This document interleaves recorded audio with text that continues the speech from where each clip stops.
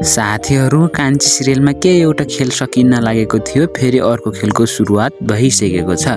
सागरको पछि सलिना लागेको कुरा कान्छीले आफ्नै आँखाले देखिसकेकी छिन्। नपत्याए तपाईहरु पनि यो भिडियोको क्लिप हेर्नुस् त साथीहरु।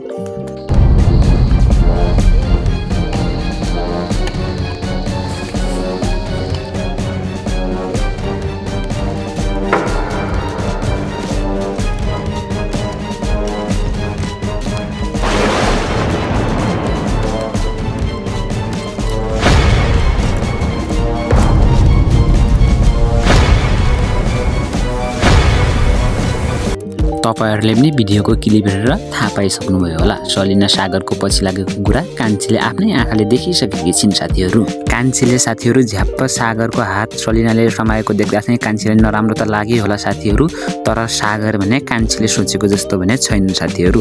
सलिनाकै कारणले गर्दा साथीहरु सागरले पनि दिउँसोको टिफिन पनि आफ्नै घरबाट लगेर जान्थे। सलिनाले बढी नै सागरसँग नजिक हुन खोजेपछि साथीहरु सागर भने अफिसबाट बाहिर गएका थिए। बाहिर जाँदाखेरि झ्याप्प कान्छी पनि बजारमा किनमेल गर्न निस्केकी रहेछन् साथीहरु। त्यतिखेर कान्छीले पनि देखिन् र सागरले चाहिँ अफिसमा साथीहरु काम गरिरहेको बेला चाहिँ सलिनाले हामी बच्चैदेखिको मिल्ने माया गर्ने साथी हौ, तिमी मलाई माया गर्दिनौ भनेर सलिनाले सागरलाई फगाउन खोज्छिन् साथीहरु। तर सागरले भन्छन् कि म कुनै पनि श्रीमतीको श्रीमान भइसकेको छु। म 7 वर्ष तपस्या गरे पनि म आजकल जुन श्रीमती छिन् तिनी श्रीमती बराबरको म कसैलाई पनि पाउन सक्दिन।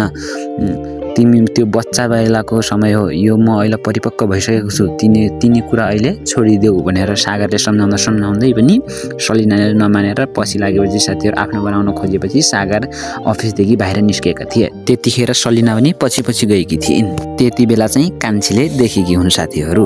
अब आउने एपिसोडमा भने साथीहरु के कान्छीले सागरलाई के गर्दिन् त साथीहरु? आज आउने एपिसोडमा साथीहरु सम्पूर्ण कुराहरु देख्न सकिन्छ साथीहरु।